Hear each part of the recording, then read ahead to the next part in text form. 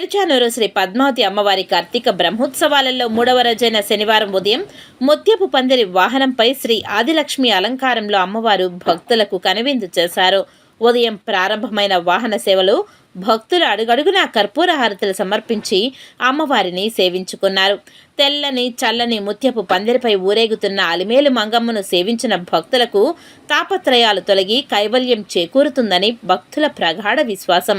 వాహన సేవలో పెద్ద జిఆర్ స్వామి, చిన్న జిఆర్ స్వామి, టీటీడీఓ శ్యామలారావు, జేఈఓ వీరబ్రహ్మం, ఆలయ డెప్యూటీఓ గోవిందరాజన్, ఏవీఎస్ఓ సతీష్ కుమార్, ఏఈఓ దేవరాజులు, ఆలయ అర్చకులు బాబుస్వామి, టెంపుల్ ఇన్స్పెక్టర్లు ప్రసాద్, సుభాస్కర్, చలపతి తదితరులు పాల్గొన్నారు.